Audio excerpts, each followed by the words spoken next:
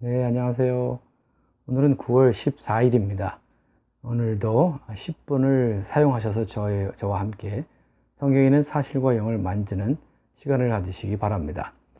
오늘 우리가 다룰 성경은 잠언 25장에서 29장까지, 그리고 갈라디아서 4장 1절에서 5장 1절까지입니다. 우리가 10장에서 30장까지 다루는 내용을 하나의 주제를 말씀드렸죠. 그것은 바로 사람으로 하여금 합당한 인간 생활을 살게 하는 그러한 상세한 훈계들을 얘기하고 있습니다. 우리가 이미 22번까지 언급을 했고요. 오늘부터 23번부터 32번까지 주제를 얘기해 드리고요. 그 중에 두 가지만 다루겠습니다. 시간이 없기 때문에 나머지는 직접 발견하셔서 추구하시면 좋을 것 같습니다. 자, 23번은 주님이 사람을 다루심에 대한 것입니다. 주님이 어떻게 사람을 다루시는지. 24번은 주님을 대하는 것에 관하여 우리가 어떻게 주님을 대하는가. 25번은 부모를 어떻게 대하는가. 26번은 다른 사람을 대하는 것에 대해서. 27번은 이웃에 대하는 것. 그 다음에 28번은 가난한 자들을 어떻게 대하는가에 대한 것이죠. 실제적인 우리의 인간 생활을 살게 하는, 합당하게 살게 하는 훈계들이 들어 있습니다.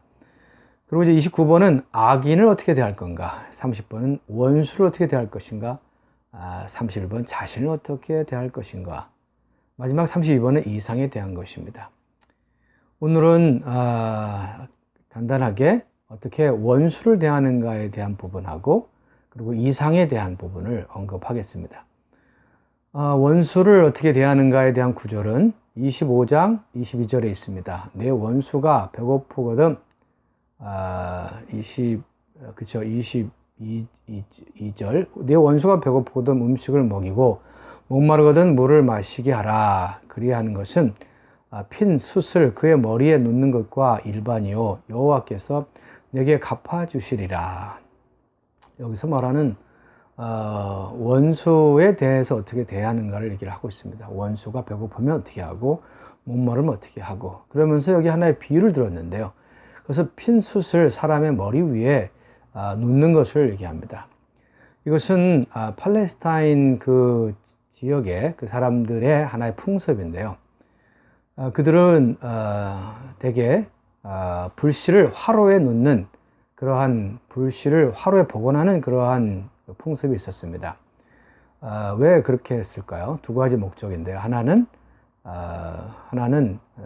그 난방을 위한 거죠. 난방용으로 추울 때 사용하기 위한 것이고, 두 번째는 요리할 때, 음식할 때 사용하는 것입니다. 그런데 때로 이 불씨를 잘못 관리함으로써 이 불씨가 꺼질 때가 있습니다. 그럴 때 그들은 이웃에게 가서 불씨를 빌려야 했습니다. 그리고 그 불씨를 머리에, 그 불씨를 아까 말한 것처럼 화로에 담아서, 어떻게 뜨겁지 않게 했는지 모르겠지만 화로에 담아서 그 머리에 이고 운반했다고 합니다. 이것은 두 방면을 말해 주는데요. 이것은 이렇게 주는 사람 입장에서는 이렇게 불씨를 제공해 주는 것은 주는 사람의 관대함을 나타내죠. 그리고 받는 사람 입장에서는 그 화로의 불씨를 받는 것은 자신이 관리를 잘못했다는 그것을, 부끄러움을 나타내고 있습니다. 자, 그래서 이것을 신약에 적용을 한번 해보겠습니다. 실제에 이러한 것은 뭘 말해줍니까? 원수를 얘기하면서 얘기한 건데요. 여기서 원수를 사랑하는 것을 얘기하고 있습니다. 원수가 굶주리거든 먹을 것을 주고, 목마르거든 마실 것을 주라고 얘기를 합니다. 그러면서 여기서 화로의 불씨를, 핀 숯을 머리에 두는 걸 얘기하죠. 그래서 우리가 있는 자로서 사람들한테 베풀어야 된다는 것인데, 특히 원수에 대해서 우리가 베풀어야 된다는 걸 얘기합니다. 이것은 사랑을 베푼다는 것이죠.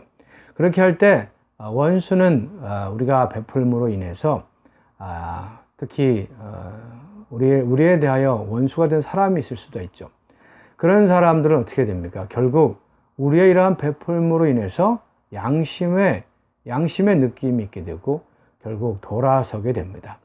자, 우리가 이렇게 원수에 대하여 베푸는 자 되기를 원합니다. 그래서 대적자에 대하여 우리가 입을 막는 가장 좋은 방법은 바로 굶주릴 때 주고 목마를 때 마시게 하는 것이죠. 근데 여기서 우리가 이렇게 베풀라고 하면서 뒤에 구절은 여호와께서 내게 갚아주시리라. 즉 우리가 관대하게 베풀고 사랑으로 원수에 대해서 대적자에 대해서 사랑으로 갚아줄 때, 베풀어 줄 때 결국 주님이 원수를 갚으신다는 것이죠. 즉 우리는 직접적으로 원수를 갚지 말아야 합니다. 주님이 그분의 때에 그분의 방식으로 하시도록 허락해 드려야 합니다. 자, 이상에 대해서 보겠습니다. 이상은 29장 18절인데요. 묵시, 곧 계시입니다. 이상이라고도 하죠. 묵시, 계시가 없는 백성은 방자히 행하거니와 라고 얘기합니다. 여기서 묵시, 곧 계시가 없는 백성은 방자히 행한다고 말하는데요. 방자히 행한다는 것은 어떠한 제한 없이, 어떠한 통제함 없이 멸망하는 방식으로 한다는 것을 말해줍니다. 자, 여기서 우리는 이 구절이 마태복음 7장 14절에 있는 말씀과 좀 일치한다고 말할 수 있습니다. 뭐라고 말합니까? 생명으로 인도하는 문은 좁고 길은 협착하다고 말합니다. 협착하다, 길이 협착하다는 말은 협착한 길을 가려면 어떻게 해야 됩니까? 많은 통제와 제한을 받게 되죠. 그 말은 우리가 우리의 영적인 체험으로 비춰본다면 생명의 길은 협착한 길입니다. 즉, 이 길에서는 우리의 육체, 자아, 우리의 천연적인 생명에 따라 사는 것이 다 제한을 받아야 합니다. 이러한 제한을 받아야 우리가 생명의 길을 갈 수 있는 것이죠. 이상이 없을 때 우리는 이렇게 제한을 받지 않게 되죠. 그러나 우리는 제한을 받을 필요가 있습니다. 또 한 면에서는 우리가 어떤 물건을 볼 때에 반드시 어떠한 가리운 수건이 없어야죠. 저 얼굴에 뭘로 가려워졌다면 여러분들은 저를 보지 못할 것입니다. 여기에 수건이 제해져야 한다는 말은 우리에게 빛이 필요하고, 그죠? 또한 계시가 필요하고 시력이 필요하다는 걸 말해줍니다. 계시, 빛, 또한 시력. 하나님이 우리에게 보여주신 수건을 제하는 것을 가리켜 계시라고 얘기하죠. unveiling이란 말이죠. unveiling, 계시, 수건이 없는 것, unveiling. 수건이 없는 것을 계시라고 합니다. 그리고 또한 시력이 있어야죠. 하나님이 보여주신다 하더라도 우리가 보는 눈이 없으면 안 됩니다. 또 뿐만 아니라 빛이 필요하죠. 그래서 에베소 1장에서 바울은 말합니다. 지혜와 계시의 영을 주사 우리가 하나님을 알게 하시옵소서라고 말하죠. 우리 지혜와 계시의 영이 있어야 이상을 볼 수 있게 됩니다. 감사합니다. 그 다음에 갈라디아서 4장 1절에서 5장 1절인데요. 5장 1절은 내일 다루기로 하고요. 4장만 다루겠습니다. 여기서 1절에서 7절까지는 우리에게 아들의 자격의 영께서 율법의 보호를 대체했다는 걸 말합니다. 율법의 보호 아래 있는 우리를 아들의 자격의 그 영이 우리 안에 대체했다는 것입니다. 8절에서 20절은 그리스도께서 약속받은 상속자들 속에 형상을 이룰 필요가 있다는 걸 말합니다. 이것을 이따가 중점적으로 얘기할 건데요. 그리스도가 우리 안에 형상을 이루는 것입니다. 21절에서 31절까지는 그 영을 따라 태어난 자녀들, 육체를 따라 태어난 자들과 대립된다는 걸 말하죠. 이것은 약속을 따라, 그 영을 따라 태어난 자녀들은 약속에 따라 태어난 자녀인 아브라함의 자녀인 이삭을 말하죠. 그리고 육체에 따라 태어난 자는 이스마엘을 얘기합니다. 자, 여기서 우리는 4장 19절을 오늘 중점적으로 볼 건데요. 나의 자녀들아, 너희 속에 그리스도의 형상을 이루기까지 다시 너희를 위하여 해산하는 수고를 하노라. 갈라디아 사람들은요, 복음을 듣고서 사실 그들 안에 그리스도가 계시되었죠. 그리스도가 그들 안에 태어났습니다.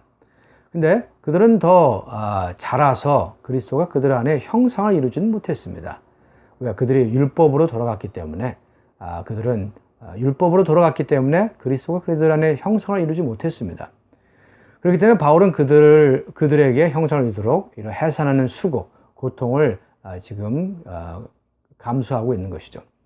자, 여기서 우리는 한 가지 지적하고 싶은 것은 형상을 이룬다는 것이 대체 무엇인가를 얘기하고 싶습니다. 형상을 이룬다는 것은 그리스도가 우리 안에 온전히 자란다는 것입니다. 우리 안에서 씨로 심겨질 뿐 아니라 자라서 형상을 이루어야 합니다. 즉 우리가 그분과 똑같은 형상을 갖게 된다는 것입니다. 우리가 축복받은 후사가 되기 위해서 우리는 또한 그리스도가 우리 안에 형상을 이루어야 합니다. 그런데 이런 형상을 이루려면 우리 스스로 할 수 있는 것이 아니라 많은 은혜의 공급이 필요합니다. 갈라디아서 6장 16절에 보면은 형제들아 우리 주 예수 그리스도의 은혜가 너희 영에 있을지어다. 은혜가 무엇입니까? 그리스도 자신이 우리에게 공급이 되는 것이죠. 그리스도의 이러한 공급으로 말미암아 그리스도가 우리의 누림이 됨으로 말미암아 그리스도는 우리 안에 그분의 형상을 이루게 됩니다. 주님을 찬양합니다. 할렐루야. 내일 뵙겠습니다.